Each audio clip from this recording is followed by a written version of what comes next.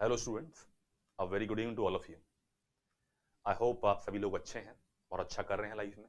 और मैं आशा करता हूं कि नया साल आया है और नया साल आप सभी के लिए खुशियों से भरा हो। आप लोग कामयाबी प्राप्त करें, जो भी आपके लाइफ में गोल और एम है, जो एम्बिशंस आपके हैं, आप उन्हें पूरा करें। बेटा, उसी एम्बिशन को पूरा करने के लिए आज मैं आया हूं आप लोगों के साथ कुछ इंग्लिश के क्वेश्चंस का डिस्कशन करने के लिए। आज की जो बेटा ये क्लास होगी, इस क्लास के अंदर हम बातचीत करेंगे उन क्वेश्चंस के बारे में पर्टिकुलरली जो कि एग्जाम के अंदर आते हैं पर उनकी फ्रिक्वेंसी कम होती है। बिकॉज वो क्वेश्चंस ऐसे हैं कि नॉर्मली टीचर्स भी अवॉइड करते हैं, क्लासरूम्स के अंदर कवर नहीं हो पाते हैं।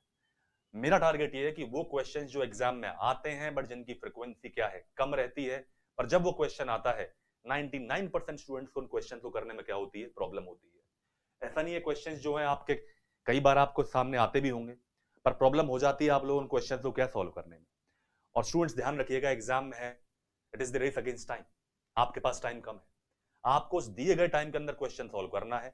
तो इतना टाइम आपके पास नहीं है कि आप वहां बैठ जाए और बैठ के आप सोचें कि भाई ऑप्शन ए होगा, बी होगा, सी होगा या डी होगा। आपको क्वेश्चन देखना और आपको आंसर क्या मार्क करना है। तो आज मेरी कोशिश यही रहेगी कि कुछ ऐसे क्वेश्चंस मैं आपके लेके आया हूं जिनको बच्चों को नॉर्मली करने में क्या होती है, प्रॉब्लम्स होती हैं, या बच्चों ने नहीं पढ़ा हुआ है, या बुक्स के अंदर कवर क्या है, नहीं किया गया है। पर एक क्वेश्चन जितने भी हैं सारे एग्जाम में आते हैं, बहुत फ्रिक्वेंटली क्या है आपके आते हैं। जो भी लॉजिक में बताऊंगा उस लॉजिक को आप लोग लिखते रहिएगा और उस लॉजिक को बार बार आप रिवाइज कीजिएगा। ऐसे ही क्वेश्चन अब आपके सामने जब बुक्स आप पढ़ोगे या आप देखेंगे तो आपको मिलेंगे, पर आपने लॉजिक नहीं पढ़ा हुआ तो आप उस क्वेश्चन को रटने की कोशिश करते हैं, समझ में नहीं आता है, फिर आपके दिमाग में क्या रह जाता है, डाउट रह जाता है। तो ऐसे क्वेश्चन है जो कि मैं आपके सामने लेके आया हूं और आज की क्लास में हम काफी सारा डिस्कशन करेंगे उन क्वेश्चन के बारे में। तो बच्चों, without wasting any time, I start the lecture. So let's go ahead, please pay attention. बच्चों, आज के लिए देखिए, मैंने एक मोटिवेशनल कोट यहां पे डाला हुआ है। The great aim of education is not knowledge but action. The great aim of education is not knowledge but action. बच्चों, कहने का मतलब यह है कि जो एजुकेशन है उसका जो उद्देश्य है, केवल नॉलेज को प्राप्त करना नहीं है कि आपने नॉलेज प्राप्त कर लिया और आप घर बैठ गए। It is not the aim of education. Education का एम यह है कि जो चीज आप सीख रहे हो, जो ज्ञान आपने प्राप्त किया है, उसको आप एक्शन के अंदर क्या है, लेके आ रहे हैं। और आज के डेट में अगर हम बात करें, मैं आपके स्पेसिफिक बात करूं, तो जो भी आप एजुकेशन ले रहे हो भाई, उसका काम ये नहीं ज्ञान लेके घर बैठ जाओ और सिलेक्शन ही ना हो। भाई सिलेक्शन लो, उसको जो आपने नॉलेज प्राप्त करो तो कहां कन्वर्ट करो, आप एक्शन के अंदर। और आपके लिए एक्शन क्या है, एक्शन है आपके लिए आपका सिलेक्शन। तो आपके लिए आपका सिलेक्शन इंपॉर्टेंट है, उस सिलेक्शन को कराने के लिए बेटा मैं हूं यहां पे। आपको जो भी समस्या है, जो भी दिक्कत है, आप लोग क्वेश्चन जो डालिएगा, मैं आपको जो है, यदि डाउट आता है बाई चांस क्लास में कुछ, तो आप क्वेश्चन टाइप कीजिएगा, मैं आपको उसका रिप्लाई क्या है कर दूंगा। पर अपना एक्शन क्या होना चाहिए, नॉलेज तो गेन करना ही है, साथ में हमें क्या करना है बेटा, एक्शन भी जो है दिखाना है। और अपना एक्शन क्या है, सिलेक्शन ही क्या है अपना एक्शन आज की डेट में। तो बेटा, इसको आप दिमाग में रखो, टारगेट रखो, मोटिवेटेड रखो अपने आप को, कि ताकि आपको क्या है, कामयाबी मिले। नया साल आया है, नई शुरुआत करो। कोशिश करो कि जो भी मैंने पास्ट ईयर में गलतियां की हैं, या पिछली बार जो अटेम्प्ट दिया था, या अगली बार जो अटेम्प्ट दूंगा, मैं जो गलती मैं पास्ट में कर चुका हूं उन्हें अब मैं रिपीट क्या है, नहीं करूंगा। बाकी मैं रेगुलरली आपके साथ बना रहूंगा ताकि आपको जो भी समस्याएं आ रही हैं, जो भी चीजें आ रही हैं, आप उसको मुझसे क्या क्लैरिफाई कर। बच्चों, ये आने वाला है आपके सामने पहला क्वेश्चन। देखिए आप कितना सही कर पाते हैं, कितना सही नहीं कर पाते हैं। कुछ लोग तुक्के भी मार सकते हैं, तुक्के भी ट्राई कीजिएगा। बहुत बार तुक्के भी सही हो जाते हैं, पर एग्जाम में तुक्के से काम नहीं चलेगा। एक आध क्वेश्चन में काम तो बन सकता है, एग्जाम में काम नहीं चलेगा। और एग्जाम में क्वेश्चन भी वो ऐसे सेट करता है कि बच्चे से गलती करा ले, बच्चा तुक्का नहीं मार पाए। तो लो बेटा, आपके सामने पहला क्वेश्चन डालने जा रहा हूं। ये हमारा आज से क्लास का पहला क्वेश्चन है। पहला क्वेश्चन बच्चे पढ़िएगा क्या लिखा हुआ है। पहले आप लोग डायरेक्शन पढ़ो और डायरेक्शन पढ़ने के बाद क्वेश्चन को सॉल्व करो। एरर डिटेक्शन की प्रॉब्लम बेटा ग्रामर में। क्वेश्चन को पढ़िएगा, क्वेश्चन में क्या लिखा हुआ है। यहां पे लिखा है he is always making the same mistake. ये बच्चों क्वेश्चन लिखा हुआ है। डायरेक्शन पढ़ो। In the sentence identify the segment. Sentence के अंदर उस सेगमेंट को आइडेंटिफाई करो which contains the grammatical error, जिसके अंदर क्या है, ग्रामेटिकल एरर है। If the sentence contains no error then choose no error. या तो उस सेगमेंट को चूज करो बेटा जिसके अंदर क्या है, आपका एरर है, और यदि एरर नहीं है तो आपको क्या चूज करना है, नो एरर। तो क्वेश्चन को ध्यान से पढ़ना है, फोकस करके पढ़ना है। He is always making the same mistake.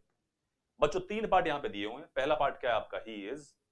दूसरा पार्ट क्या है बेटा, ऑलवेज मेकिंग। और तीसरा पार्ट बेटा क्या है, द सेम मिस्टेक। इन तीन पार्ट को आपको टारगेट करना है। और चौथा ऑप्शन बेटा क्या दिया, नो एरर। सॉरी। देखिए क्या आप आंसर मार्क करते हैं, ही is always making the same mistake. कुछ लोग ऑप्शन ए किया होगा, कुछ ने ऑप्शन बी किया है, कुछ ने ऑप्शन सी किया है, कुछ ने ऑप्शन डी किया है। इस तरीके से आप लोग जो गेस वर्क कर रहे होंगे बच्चों, यहां पे जो आप आंसर मार्क करेंगे, नोट डाउन, आंसर बेटा ऑप्शन डी, नो एरर। आप लोग क्या मार्क करेंगे, इसके अंदर आपको मार्क करना है नो एरर।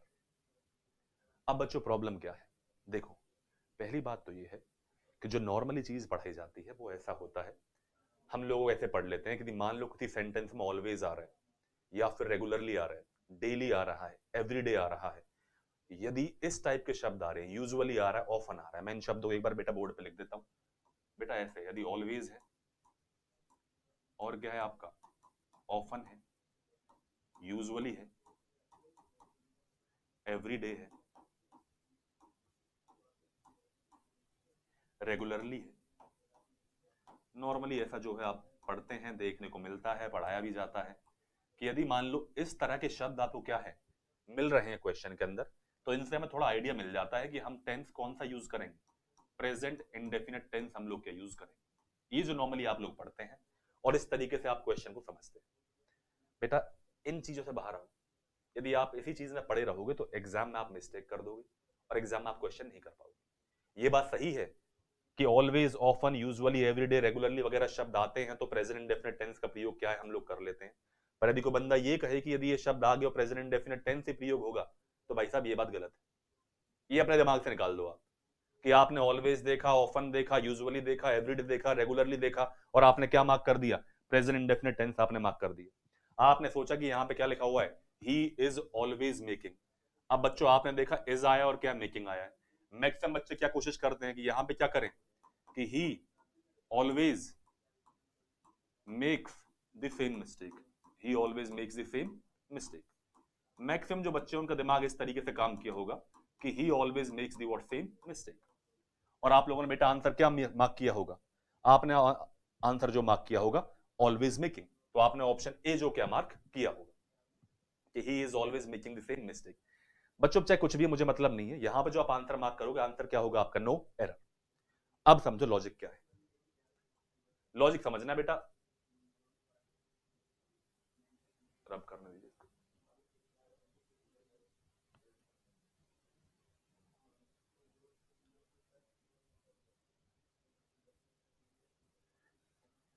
ध्यान रखो लॉजिक ये है, ऑलवेज का यूज, ध्यान दीजिएगा, ऑलवेज का यदि आप यूज करना चाह रहे हो तो ऑलवेज का यूज बेटा कहां पे होता है, ध्यान रखिएगा, ऑलवेज का यूज प्रेजेंट कॉन्टिन्यूअस टेंस में भी होता है, ऑलवेज का यूज प्रेजेंट कॉन्टिन्यूअस टेंस में भी होता है।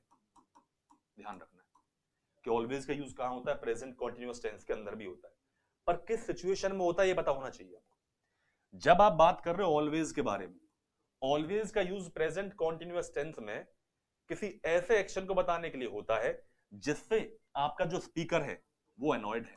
अनॉयड का मतलब होता है परेशान, अनॉयड है या फिर क्या है आपका, इरिटेटेड है।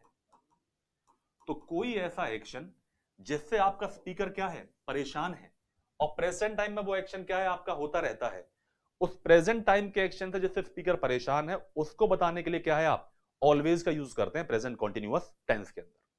मैं एक एग्जांपल लिखता हूं, फॉर एग्जांपल बेटा का एग्जांपल है, he is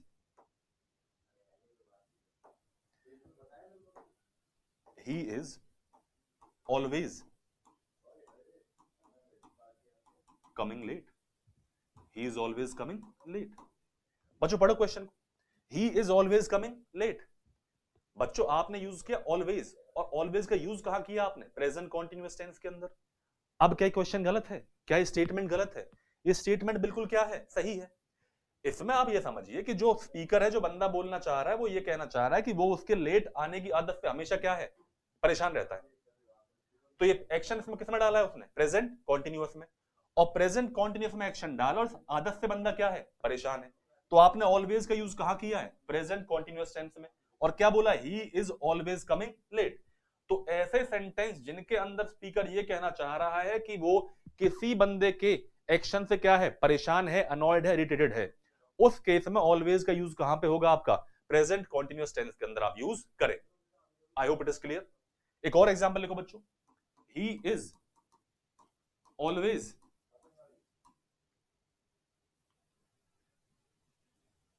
reading novels. He is always reading novels. अब बच्चों आपने लिखा ही is always reading novels, again आपने क्या यूज किया है, ऑलवेज यूज किया, पर ऑलवेज का यूज कहां किया है, प्रेजेंट कॉन्टिन्यूअस के अंदर। और स्पीकर इस चीज से क्या है, परेशान है कि बंदा वो मैक्सिमम टाइम क्या पढ़ता रहता है, नॉवल ही पढ़ता रहता है। तो स्पीकर ने अपने अनोयंस को, अपने इरिटेशन को, अपना जो परेशानी है उसको व्यक्त करने के लिए ऑलवेज का यूज कहां किया बेटा, प्रेजेंट कॉन्टिन्यूअस टेंस में किया है। तो यदि एग्जाम में ऐसी स्टेटमेंट आ रही है कि ही is always making the what same mistake, तो भाई साहब दिमाग में बैठा लो, यूजर जो स्पीकर है उस चीज से क्या है, परेशान है, तो ऑलवेज का यूज कहां किया उसने, प्रेजेंट कॉन्टिन्यूअस टेंस के साथ। तो आई होप बच्चों ये क्वेश्चन है, लॉजिक समझ में आया होगा। ये भूल जाना कि ऑलवेज का यूज केवल कहां होता है, आपका प्रेजेंट इंडेफिनिट टेंस के अंदर होता है। ऑलवेज का यूज आप प्रेजेंट कॉन्टिन्यूअस टेंस के अंदर भी कर सकते हैं, पर ऐसे स्पीकर की अनोयंस के बारे में या इरिटेशन के बारे में आइडिया लगता है। I hope all of you got the idea. Let's move on to the question number 2। बच्चों क्वेश्चन नंबर 2 की तरफ बढ़ते हैं, ट्राई कीजिएगा आप लोग। क्वेश्चन नंबर 2 पढ़ो। Mohan was smelling the fish to find out whether it is fresh और not. Mohan was smelling the fish to find out whether it is fresh और नॉट। एरर ढूंढना है बेटा, 4 ऑप्शन दिए हैं, Mohan was smelling the fish to find out whether it is fresh और not. तो एक पार्ट बेटा क्या हो गया, मोहन वॉज स्मेलिंग, दूसरा पार्ट क्या हो गया, the fish to find out, और बेटा तीसरा पार्ट क्या हो गया, वेदर इट इज फ्रेश और नॉट। तो 3 पार्ट है, ये पार्ट ए है, ये पार्ट बी है, और ये पार्ट क्या है, सी है, और लास्ट पार्ट में क्या आपका नो एरर। ढूंढ के बताओ भाई कहां पे एरर है, पार्ट ए में है, पार्ट बी में है, पार्ट सी में है, या फिर क्या है आपका नो एरर है। लॉजिक आप जानते हैं, इस तरह क्वेश्चंस आप देख भी चुके हैं, पर एप्लीकेशन क्या आप लगा पा रहे हो, क्या आप अप्लाई कर पा रहे हो, क्या कॉन्फिडेंस है सही आंसर तक पहुंचने का, तब तो मजा है पढ़ने का। अब अगर कॉन्फिडेंस नहीं हो, तुक्के लगा के चल रहे हो, तो भाई बात अलग है, फिर तो काम बन लिया। तुक्के नहीं मारने, श्योरिटी होनी चाहिए आपको। तोते उड़ जाएंगे तुक्के मारोगे तो एग्जाम में, ठीक, और तोते नहीं उड़ाने, ठीक। पढ़ो, Mohan was smelling the fish to find out whether it is fresh और नॉट। यहां पे जो लॉजिक है वो है वर्ब किसका, स्मेलिंग का। किसका लॉजिक है, वर्ब स्मेलिंग का। बेटा कुछ वर्ब होते हैं उन्हें बोलते हैं non progressive verb,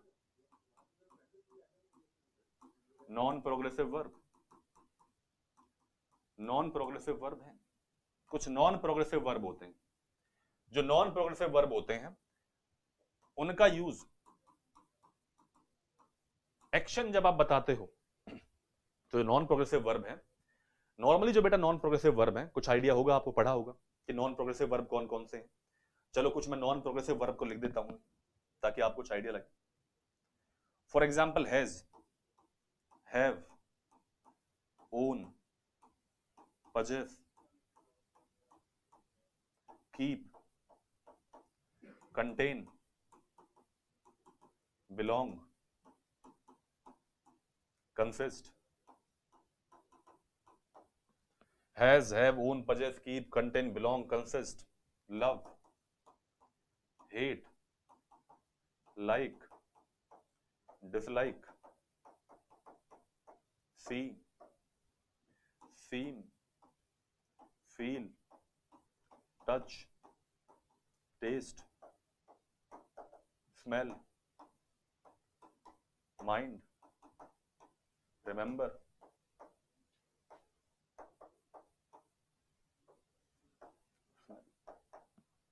please note down बच्चों, has, have, own, possess, keep, contain, belong, consist, love, hate, like, dislike, see, seem, feel, touch, taste, smell, mind, और क्या है आपका रिमेंबर, और क्या है रिमेंबर। तो ये सारे ऐसे वर्ब हैं बेटा, इन्हें हम क्या बोलते हैं, नॉन प्रोग्रेसिव वर्ब। क्या बोलते हैं, नॉन प्रोग्रेसिव वर्ब।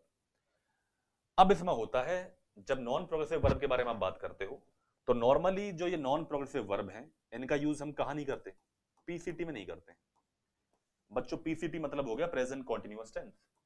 तो नॉन प्रोग्रेसिव वर्ब का यूज हम नॉर्मली प्रेजेंट कॉन्टिन्यूअस टेंस के अंदर नहीं करते हैं, कॉन्टिन्यूअस में नहीं करते हैं, चाहे वो प्रेजेंट कॉन्टिन्यूअस हो, पास्ट कॉन्टिन्यूअस हो, परफेक्ट कॉन्टिन्यूअस हो या पास्ट परफेक्ट कॉन्टिन्यूअस हो, कॉन्टिन्यूअस के अंदर हम नॉन प्रोग्रेसिव वर्ब का प्रयोग नहीं करते, ऐसा है। पर यार ये तभी नहीं करते जबकि एक्शन डेलिब्रेट नहीं है। जबकि एक्शन क्या नहीं है? डेलिब्रेट नहीं है। यदि एक्शन डेलिब्रेट नहीं है तो इनका यूज बेटा कॉन्टिन्यूअस टेंस के अंदर क्या है? नहीं होगा। और यदि एक्शन क्या है आपका? डेलिब्रेट है। यदि एक्शन क्या है आपका? यदि एक्शन क्या है आपका? डेलिब्रेट है। तो डेलिब्रेट एक्शन है, उस केस में यूज किस में करोगे आप? आईएनजी में। किस में यूज करोगे आप? आईएनजी में। फॉर एग्जाम्पल, नोट कर लिया आपने? एक बार नोट कर लीजिए बेटा, नॉन प्रोग्रेसिव वर्ब की लिस्ट आप नोट कर लीजिए।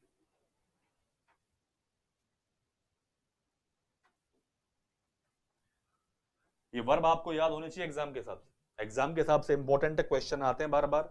हम बात कर रहे हैं नॉन प्रोग्रेसिव वर्ब के बारे में, जो कि कॉन्टिन्यूअस टेंस के अंदर क्या है? नहीं आते। जैसे मुझे याद है वैसे आपको याद होना चाहिए। Has, have, own, possess, keep, contain, belong, love, hate, like, dislike, see, seem, feel, touch, taste, smell, mind, think, ये सारे ऐसे वर्ब है जिनका यूज किसमें नहीं करते हैं? हम नॉर्मली कॉन्टिन्यूअस टेंस के अंदर नहीं करते हैं। पर ऐसा नहीं है भाई साहब नहीं करते, ये सब आपकी अवधारणा है ना, भूल जाओ। लॉजिक ये है, यदि इन वर्ब के साथ आप डेलिब्रेट काम कर रहे हो तो इनका यूज आईएनजी में होगा, और यदि डेलिब्रेट एक्शन नहीं कर रहे हो तो यूज आईएनजी में नहीं होगा। यूज आईएनजी में नहीं होगा। फॉर एग्जाम्पल, जैसे यदि आप बात करते हो, बेटा रब कर रहा हूं,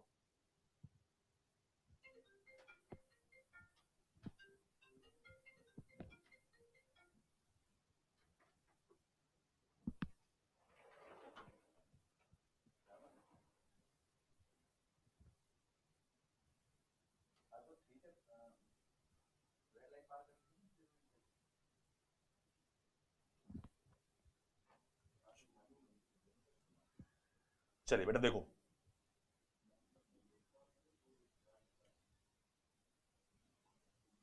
रोज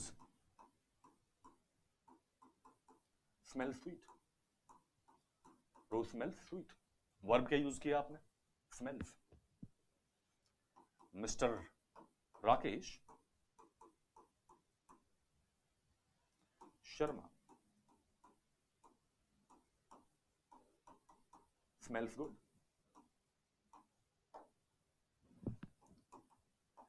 The dog is smelling the basket. The dog is smelling the basket.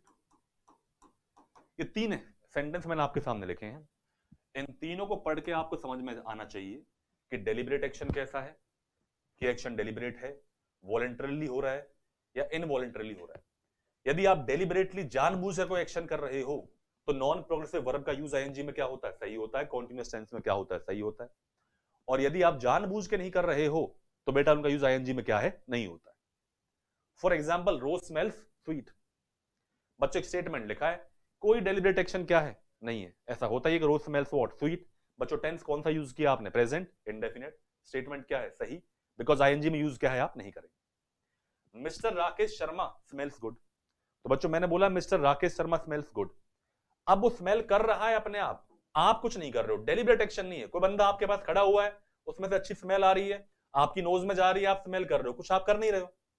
Deliberate action नहीं है, अपने आप एक्शन क्या है? हो रहा है। यदि एक्शन अपने आप हो रहा है बेटा, तो इन वर्ब का जो नॉन प्रोग्रेसिव वर्ब उनका यूज किसमें नहीं करोगे आप? आईएनजी के अंदर क्या है? आप नहीं करेंगे। तो mister Rakesh Sharma smells good statement क्या है? सही है। पर यदि वहीं आप बात करो the dog is smelling the basket, अब बेटा यहां पर dog is smelling the basket, अब डॉग कैसा एक्शन कर रहा है? डेलिब्रेट। भाई खुद उसको सूंघ रहा है, जानबूझ के क्या है? सूंघ रहा है। अब यदि जानबूझ के आप सूंघ रहे हो बेटा तो इनका यूज किस में सही होता है? आईएनजी फॉर्म में यूज क्या है? सही है। तो dog is smelling the basket statement बिल्कुल क्या है? सही है।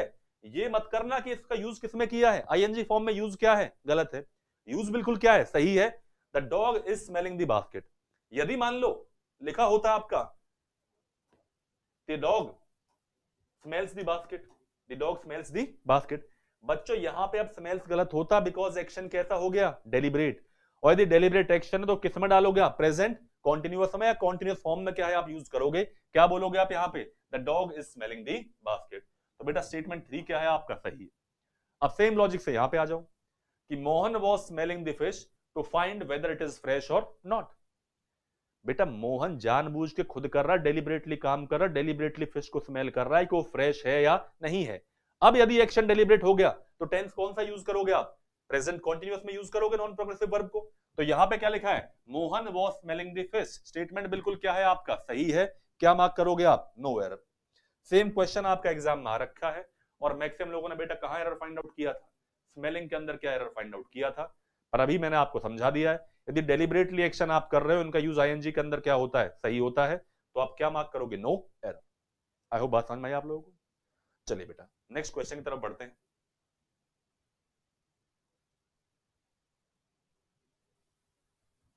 पढ़ो आप लोग। This is the second time I have seen such a wonderful house in this town.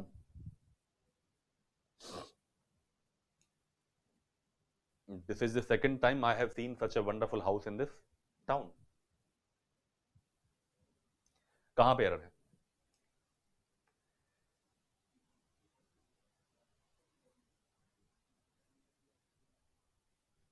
Part A, part B, part C या फिर नो एरर?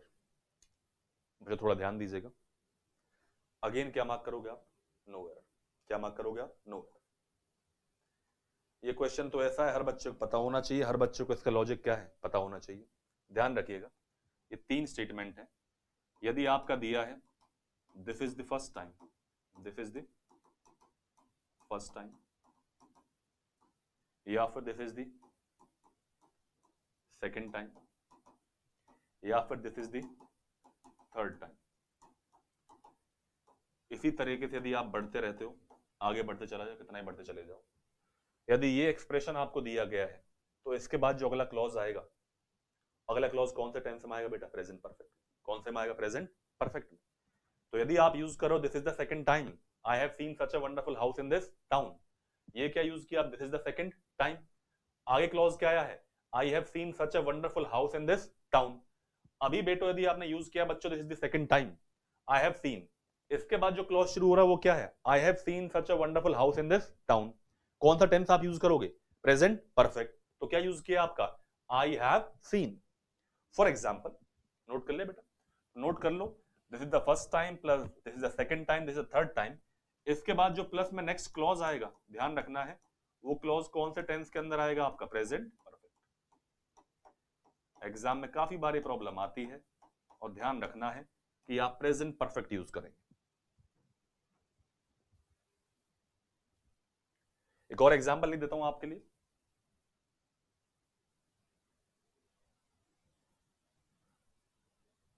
रोक के आराम से बेटा नोट कर लीजिएगा इसको जहां पे आप व्यू कर रहे हैं। एक और एग्जाम्पल लिखता हूं ताकि आपके बात और क्लियरिटी आए।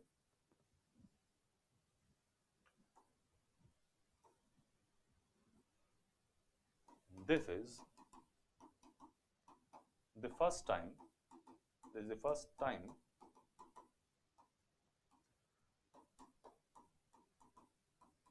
I visited Mumbai with my parents, with my parents. This is the first time I visited Mumbai with my parents. बच्चों ये स्टेटमेंट लिखा हुआ है कि this is the first time I visited Mumbai with my parents. बच्चों ध्यान दो आप कि यहां पे जो आप बात कर रहे हो this is the first time, यदि ये आपका एक्सप्रेशन आ गया है, इसके बाद जो अगला क्लॉज है वो क्या है? I visited Mumbai with my parents. इस एक्सप्रेशन के बाद आने वाला अगला क्लॉज बेटा कौन से टेंस में जाएगा? आपका प्रेजेंट परफेक्ट में। यूज क्या किया मैंने? Past indefinite. विजिटेड का यूज क्या है? गलत है। क्या बोलोगे आप? I have visited, I have visited Mumbai with my parents. I hope it is clear to all of you. तो बच्चों मैंने एक क्वेश्चन लिख दिया, एक एग्जाम्पल करा दिया, इस चीज को आप ध्यान रखेंगे कि इन एक्सप्रेशन के बाद टेंस कौन सा यूज करोगे आप? प्रेजेंट परफेक्ट टेंस का आप लोग क्या प्रयोग करें। Let's move on to the next question. अगले क्वेश्चन की तरफ चलते हैं बेटा। Question number 4। He has asked this question from the authorities for a long time. He has asked this question from the authorities for a long time. क्या आप answer mark कर रहे हो? क्या आप कर रहे हो? भाई साहब लॉजिक पता होना चाहिए, तब क्वेश्चन करने का मजा है। तुक्के मारने से, सट्टे मारने से मजा नहीं है कि सट्टे मार दिए और काम चल गया। जो आप कर रहे हो उसका लॉजिक ढूंढो, आंसर बताओ। कि he has asked this question from the authorities for a long time, कौन से पार्ट में एरर? अब कुछ लोग तो ये कह रहे हैं सर नो एरर चल रहा है, तो कौन से पार्ट में एरर होगी आपकी? पार्ट डी में ही है। करेक्ट आंसर क्या है? No error.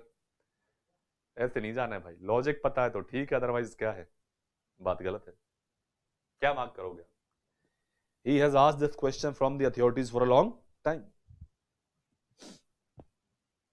बच्चों अगेन आप आंसर मार्क करोगे नो एरर। आंसर क्या मार्क करोगे आप? No error.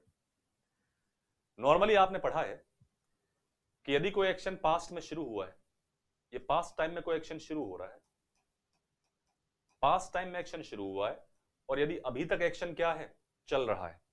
तो एक्शन पास्ट टाइम में शुरू हुआ और अभी तक एक्शन क्या है आपका? चल रहा है। तो कौन सा टेंस आप यूज करते हो? Present perfect continuous. क्या यूज करते हो आप? Present perfect continuous.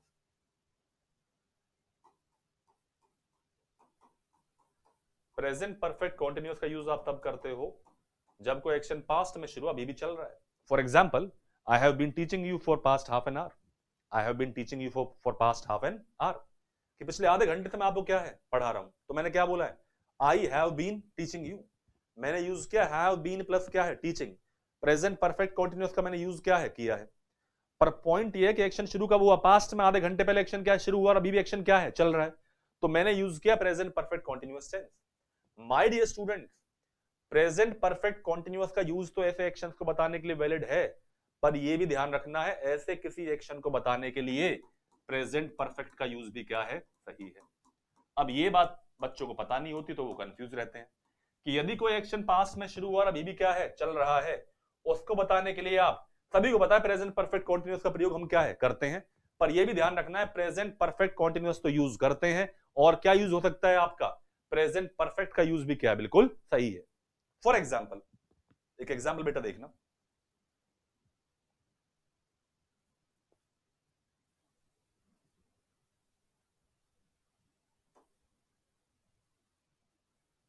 For example, I have lived here for 10 years. I have lived here for 10 years. बेटा क्या लिखा है? I have lived here for 10 years. अब मैंने बोला है कि I have lived here for 10 years. बच्चों मैं क्या यूज कर रहा हूं? फोर यूज करता हूं। सभी को पता है फोर होता है और एक क्या होता है आपका? सिंस होता है। नॉर्मली कहां यूज करते हो आप? परफेक्ट कॉन्टिन्यूअस के अंदर। अब यदि कोई बच्चा ये बोले कि आई हैव बीन लिविंग, क्या बोले? I have been living. Because कब से रह रहे हो आप? 10 साल से रह रहे हो, अभी भी क्या है? आप रह रहे हो। तो आई हैव बीन लिविंग क्या है? बिल्कुल सही है। पर मैंने यहां पे क्या यूज किया है? I have lived here for what? 10 years. अरे भाई दोनों सही हैं, हैव लिव्ड भी सही है और हैव बीन लिविंग भी क्या है? सही है। तो एक्शन यदि पास्ट में हुआ है और अभी तक एक्शन क्या है आपका? चल रहा है, उसको बताने के लिए ध्यान रखना है प्रेजेंट परफेक्ट भी सही है और प्रेजेंट परफेक्ट कॉन्टिन्यूअस दोनों का प्रयोग क्या है? सही है। तो I hope you got the idea. बेटा आंसर क्या मार्क करोगे आप? No error. जो कुछ पढ़ा हुआ है गलत सलत चीजें उनसे बाहर आ जाओ भाई साहब। कुछ आपने पढ़ लिया अच्छी बात है, नहीं पढ़ा है लॉजिक ध्यान रखो, बिल्कुल सही चीज है एकदम। 16% खरी बात है। ठीक है, जो आपने पढ़ा है नहीं पढ़ा है, आई एम नॉट बॉदर्ड यार, जो चीज बता रहा हूं उस पर ध्यान दो। ठीक है कि ये चीज क्या है? सही चल रही है बोर्ड पे। आंसर क्या मार्क करोगे आप? No error. जो पढ़ा हुआ रटी रटाई चीजें उनसे बाहर आना है। ये भी सही है और ये भी क्या है? सही है। आंसर क्या मार्क करोगे आप? No error. चलो अगला क्वेश्चन देखो।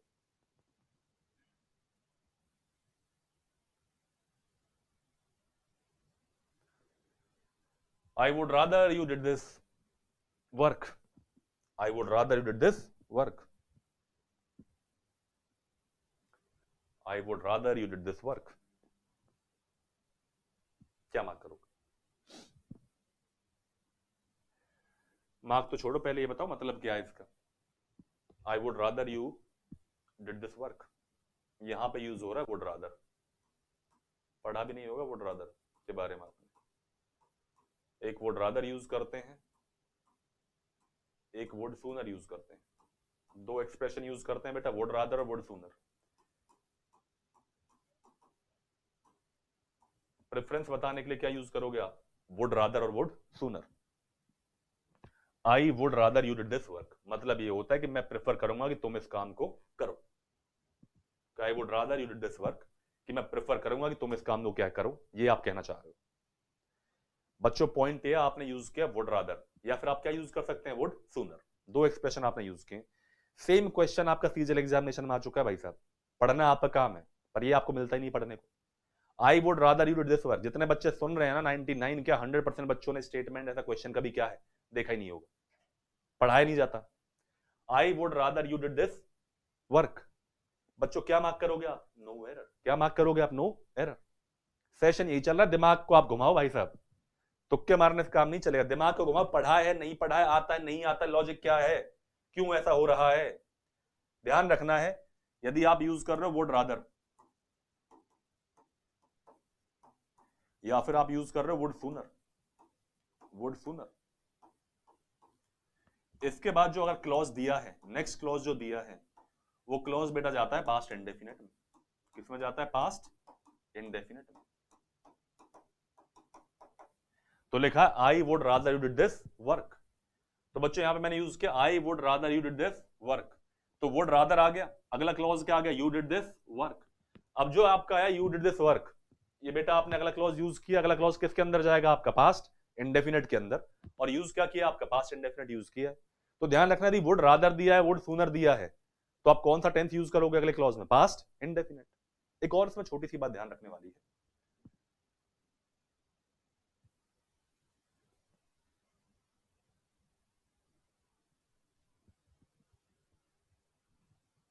एक क्वेश्चन और देखो, थोड़ा और समझ में आएगा आप लोगों को।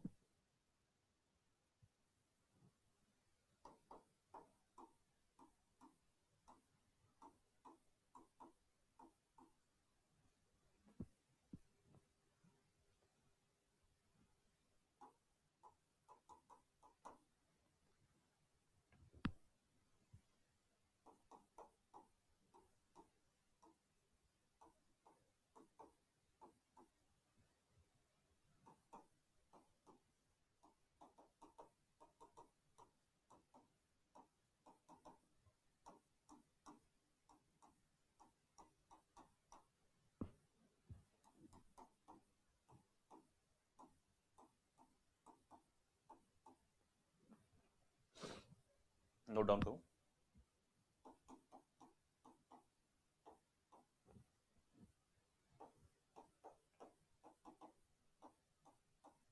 तीन एग्जाम्पल, तीनों में देखो क्या एरर है, सही है गलत है, क्या करना चाहिए, ढूंढिएगा। तीन एग्जाम्पल लिखे मैंने would rather say. He would rather wait, I would rather they finish their homework, I would rather I stay at his home. तीन statement.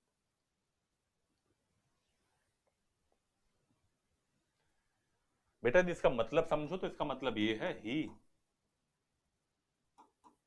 Prefers to wait, he prefers to wait. यदि इसका मतलब समझो आप, तो मैंने बोला है वुड रादर और वुड सूनर क्या बताते हैं? प्रेफरेंस बताते हैं। तो ही वुड रादर वेट, तो क्या बोलोगे आप? He prefers to wait. इसका एक एक्सप्लेनेशन है, इस तरीके से भी आप लिख सकते हो। पॉइंट यदि वुड रादर आप यूज कर रहे हो, वुड रादर के बाद यदि क्लॉज नहीं दिया और वर्ब दिया डायरेक्ट, वुड रादर के बाद यदि क्लॉज नहीं दिया और डायरेक्टली क्या दिया है? वर्ब, तो आप यूज करोगे बेटा बेयर इन्फिनिटिव। क्या यूज करोगे आप? Bare infinitive. Bare infinitive, bare infinitive होता है वर्ब का first form V1 without to, to plus V1 को क्या बोलोगे आप? इन्फिनिटिव। क्या बोलोगे आप? इन्फिनिटिव। और यदि आप टू हटा दो, सिर्फ क्या यूज करो आप? वर्ब की फर्स्ट फॉर्म, तो उसे क्या बोलोगे आप? Bare infinitive. तो दो चीजें होती है, एक होता है इन्फिनिटिव और एक क्या होता है? Bare infinitive. दो ध्यान रखना, इन्फिनिटिव और क्या? Bare infinitive. अब आपने यूज किया ही वुड रादर वेट। अब यहां पे अगर लिखा होता he would rather to wait, would rather का डायरेक्टली क्या यूज किया आपने? वर्ब यूज किया है। तो टू आप यूज नहीं कर सकते, बिकॉज आपको बेटा क्या यूज करना है? बेयर इन्फिनिटिव आपको यूज करना है। तो टू का यूज क्या है? गलत है। सिर्फ क्या यूज करोगे आप? He would rather wait. Now question number 2, I would rather they finish their homework. I would rather they finish their homework, कि मैं प्रेफर करूंगा वो अपना होमवर्क क्या फिनिश कर लें। अब बच्चों वुड रादर के बाद मैंने क्या यूज किया? नया क्लॉज। क्या यूज किया? नया क्लॉज। तो क्या हटाऊंगा यहां से मैं? फिनिश। क्या हटाऊंगा यहां से मैं? फिनिश। और क्या यूज करूंगा मैं? फिनिश्ड। यदि वुड रादर के बाद जो क्लॉज आ रहा है, क्लॉज किस में जाएगा? पास्ट इंडेफिनिट के अंदर जाएगा। तो आई would rather they finish their homework. Third statement, I would rather I stay at home. ध्यान देना है कि यदि वुड रादर एक्सप्रेशन आप यूज कर रहे हो और सब्जेक्ट वुड रादर का और जो अगला क्लॉज आ रहा है दूसरा सब्जेक्ट क्या है? सेम है, तो बेटा हम सब्जेक्ट का प्रयोग क्या है? नहीं करते हैं। यहां पे देखो सब्जेक्ट क्या है? आई, और इस क्लॉज सब्जेक्ट क्या है? दे। दोनों का सब्जेक्ट क्या है? अलग अलग। पर जो ये क्लॉज है, इस क्लॉज के अंदर सब्जेक्ट क्या है आपका, सेम है। सब्जेक्ट बेटा क्या यूज कर रहे हो आप, आई यूज किया है, और यहां पे भी सब्जेक्ट क्या यूज कर रहे हो आप, आई यूज कर रहे हो। तो आई would rather they finish their homework. Problem बेटा क्या है यहां पे आपने आई और दे अलग अलग सब्जेक्ट हैं, अगला क्लॉज आए किस में जाएगा, पास्ट इंडेफिनेट में। पर जो ये वाला क्लॉज सब्जेक्ट दोनों में क्या हो गया, सेम।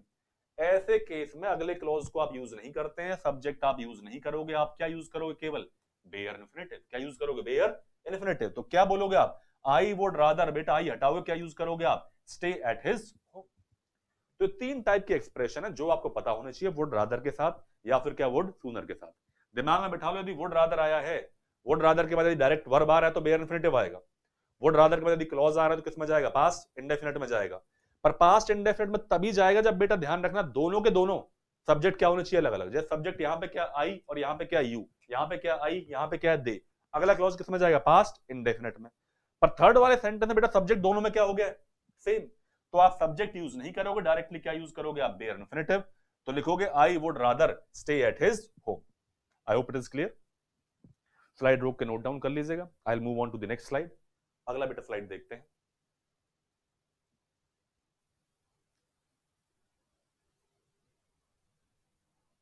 पढ़ो।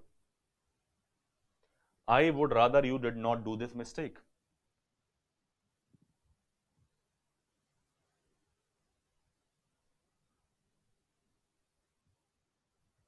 I would rather you did not do this work.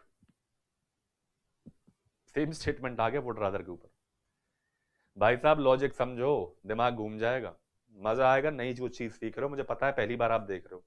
Never, you never studied it, मैं लिख के दे सकता हूं, पढ़ा ही नहीं है आपने भाई साहब। आई would rather you did not do this work. Would rather किस लिए यूज करते हो आप, प्रेफरेंस के लिए। किसके लिए यूज कर रहे हो आप, प्रेफरेंस के लिए।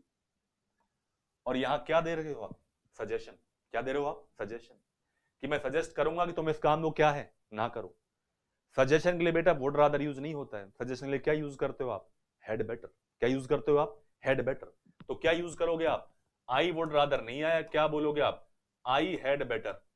I had better you did not do this work. Suggestion आप दे रहे हो, सजेशन के लिए बेटा वुड बेटर नहीं आता है, वुड रादर नहीं आता है। सजेशन के लिए क्या यूज करोगे आप, हैड बेटर आप यूज करोगे। तो आप बोलोगे I had better you did not do this work. I hope you got the idea. तो बेटा वुड रादर का यूज क्या है यहां पे, गलत है। अब वुड रादर हटाओगे, वुड रादर का मतलब किसके लिए, ध्यान रखना, वुड रादर किसके लिए यूज करते हो आप, प्रेफर करने के लिए। पर यदि भैया क्या यूज कर रहे हो आप, हैड बेटर। क्या यूज कर रहे हो आप, हैड बेटर। हैड बेटर का प्रयोग आप किसके लिए करोगे आप, जब क्या बताना चाह रहे हो आप, एडवाइस या सजेशन देना चाह रहे हो, तब क्या यूज करोगे आप, हैड बेटर। तो जो ये क्वेश्चन है, इस क्वेश्चन के अंदर क्या यूज गलत है आपका, वुड रादर गलत है। तो कौन से पार्ट में एरर मार्क करोगे आप, पार्ट ए के अंदर आप एरर मार्क करें। I hope it is clear. Let's move ahead to the next question. Question number 7। Question number 7 देखिएगा, try to solve it, solve करो इसको।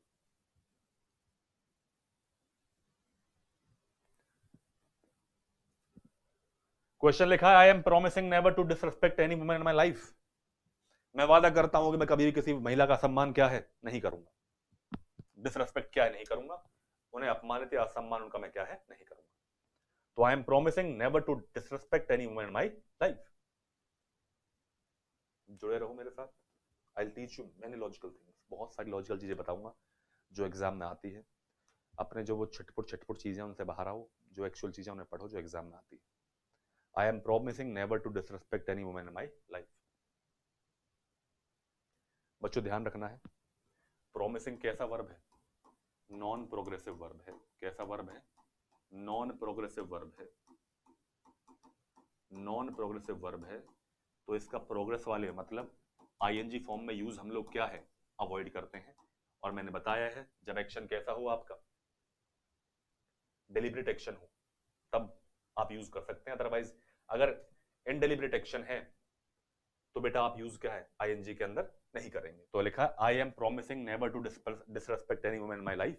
बेटा क्या हटाओगे यहां से आप, एम प्रोमिसिंग हटाओगे, क्या लिखोगे आप, I promise.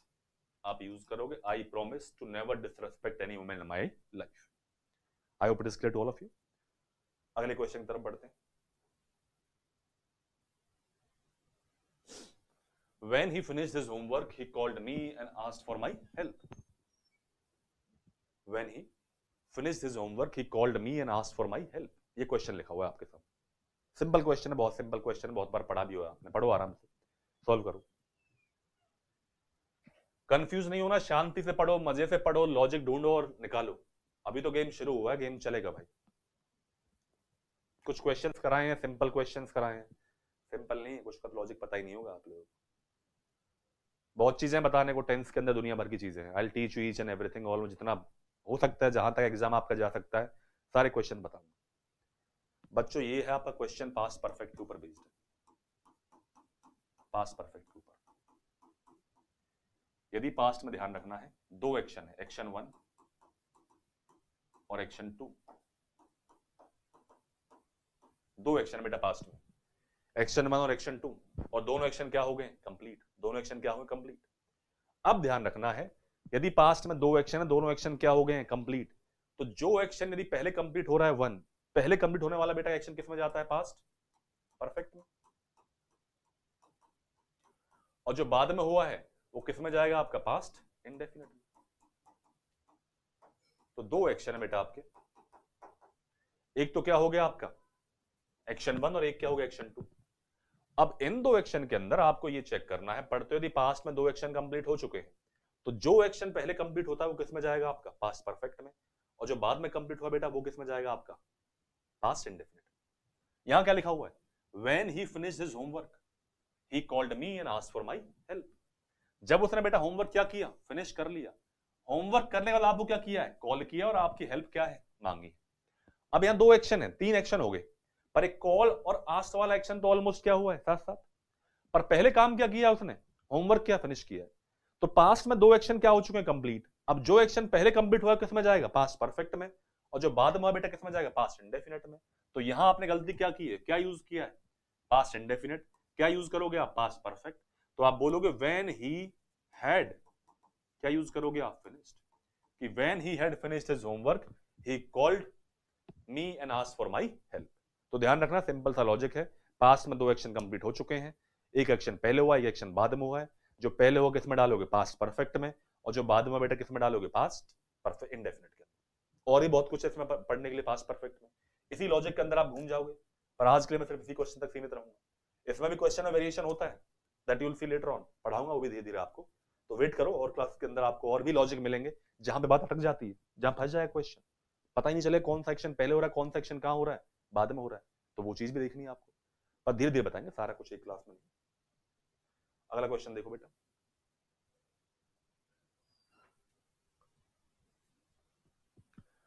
After every participant participated in the debate, the audience participated in the debate.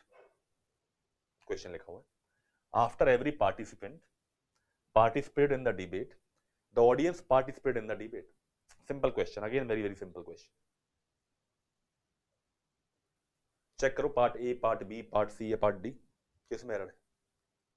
कर पाओगे आप लोग, मैं एक्सपेक्ट कर रहा हूं कि आप लोग इस क्वेश्चन को कर पाओगे। कि after every participant participated in the debate, the audience participated in the debate.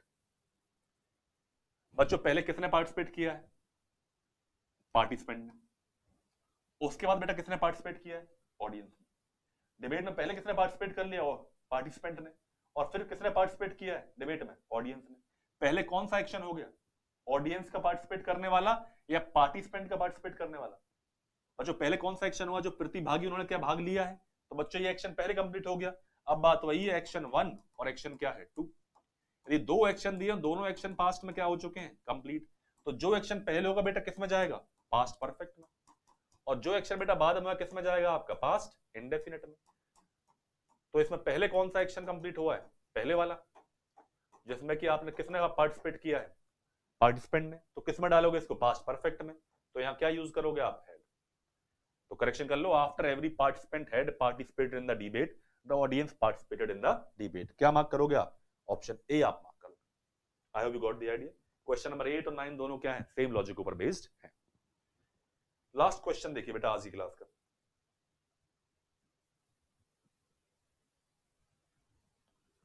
पढ़ो last question. I know she will be compelled to leave this house after 1 week. पढ़िए और आंसर बताइए।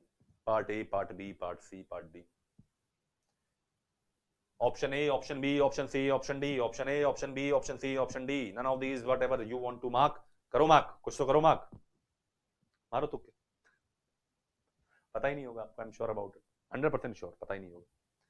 कोई तुक्के सही कर दो अलग बात है, अदरवाइज तो लॉजिक आपको नहीं पता होगा। I am very well aware of it. 9 साल तो मेरे को हो गए पढ़ाते हुए, कोई मिलता ही नहीं तो पता हो। क्वेश्चन बट एग्जाम का। आई नो, मैं जानता हूं, कंपेल्ड का मतलब होता है मजबूर होना या फोर्स करना। I know she will be compelled to leave this house after 1 week, कि वो 1 वीक के बाद हाउस को छोड़ने के लिए क्या हो जाएगी, मजबूर हो जाएगी। बच्चों पॉइंट ये है, आपने पढ़ा होगा जब आप बात करते हो फ्यूचर टेंस के बारे में, एक होता है विल और एक क्या होता है, शेल। क्या होता है, विल और शेल। नॉर्मली यदि हम बात करें विल और शेल के बारे में, शेल आप कब यूज करते हैं? नॉर्मली तो बेटा ऐसा, जब आई और वी क्या होते हैं, सब्जेक्ट, तो क्या यूज करते हो आप, शेल। और यदि मान लो कोई और सब्जेक्ट है तो क्या यूज करते हो आप, विल। क्या यूज करते हो आप, विल। नॉर्मली ये लॉजिक है, चेंज भी होता रहता है use, will discuss some other day. पर नॉर्मली ऐसा होता है कि आपका आई और वी के साथ क्या यूज करते हो आप, शेल यूज करते हो, और बाकी सब के साथ क्या यूज करते हो आप, विल यूज करते हो। पर कुछ एक्सप्रेशन ध्यान रखना, कुछ ऐसी एक्सप्रेशन यदि वो आ गई तो कंपलसरी है कि आप चाहे सब्जेक्ट कुछ भी हो, आप क्या यूज करोगे, शेल। क्या यूज करोगे आप, शेल। फॉर एग्जाम्पल यदि आपको लिखा है ऑब्लाइज टू,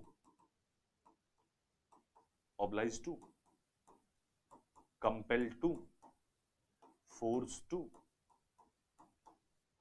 तो ऑब्लाइज टू है, कंपेल टू है, या फिर क्या है, फोर्स टू है। यदि क्वेश्चन के अंदर ये एक्सप्रेशन दिया गया है तो ध्यान रखना, चाहे सब्जेक्ट आपका ही हो, शी हो, इट हो, आई हो, वी हो, यू हो, या फिर क्या हो, दे हो। यदि स्टेटमेंट में आप ऑब्लाइज टू, कंपेल टू या फोर्स टू आ गया है तो ध्यान रखने की बात है बच्चों, आपको विल यूज नहीं करना है, आपके पास केवल क्या यूज करोगे आप, कंपल्शन आ जाता है। अभी चाहे सब्जेक्ट आपका आई है, वी है, यू है, ही है, शी है, इट है या दे है, यदि ये एक्सप्रेशन दिया, जैसे यहां पे क्या आ गया, कंपेल टू, क्या आ गया, कंपेल टू। मान लो लिखा है, आप पढ़ते होगे I shall be, I shall be highly oblige to you, I shall be highly oblige to you. ये स्टेटमेंट आप देखते हैं कि I shall be what, highly oblige to you. अब बच्चों लिखा I shall be highly oblige to you, यहां पे आई के साथ क्या यूज किया आपने, शेल, बिकॉज यहां पे क्या आ गया आपका, ऑब्लाइज टू। अब यहां पे क्या लिखा है, शी सब्जेक्ट है, यहां सब्जेक्ट क्या है, आई, समझ में आ रहा है, सब क्या आता है, शेल आता है। पर बेटा यहां साथ में क्या आ गया आपका, कंपेल टू, यहां पे क्या आया है, ऑब्लाइज टू। यदि स्टेटमेंट के अंदर आपका ऑब्लाइज टू, कंपेल टू या फिर क्या आ जाए, फोर्स टू आ जाए, तो आप फोर्स हो जाओगे कि आप विल यूज नहीं करोगे, क्या यूज करोगे आप, शेल। तो बेटा यहां एरर कहां है कि I know she will be compelled to leave this house after 1 week, बेटा एरर कहां मार्क करोगे आप, पार्ट बी के अंदर। आपका विल यूज नहीं करोगे, क्या यूज करोगे यहां पे आप, शेल। बेटा this was all about today's class. 10 question मैंने आपको कराए हैं और कुछ लॉजिक्स मैंने उनसे जुड़े हुए क्या है आपको बताए हैं। I think I have taught you well, बातें आपको समझा दी गई हैं और समझाने की मैंने पूरी कोशिश क्या की है। कुछ क्वेश्चंस ऐसे हैं जो पहली बार आपने देखे हैं, कुछ लॉजिक्स आपने पहली बार क्या समझे हैं। Now I will try to see you regularly classes होंगी और I will start with some more questions जो कि डिस्कशन मैं करूंगा, जो कि प्रीवियस ईयर में आ चुके हैं, और कुछ सब्जेक्ट, कुछ टॉपिक्स के बारे में मैं क्या बातचीत करूंगा। सो रेगुलरली आपका ग्रामर हो गया, वोकेब हो गया, ईडियम फ्रेज हो गया, रीडिंग कॉम्प्रिहेंशन हो गया, एडिटोरियल वगैरह हो गया, डेली मैं कुछ अपडेट आपके लोगों के लिए क्या है करता रहूंगा, ताकि आप लोग प्रैक्टिस में बने रहें and you achieve your aim and goal. My dear students, try to work hard and again I wish that this new year bring lots of happiness to you and your family. Thank you very much all of you. Have a great day and have a great life. Thank you very much.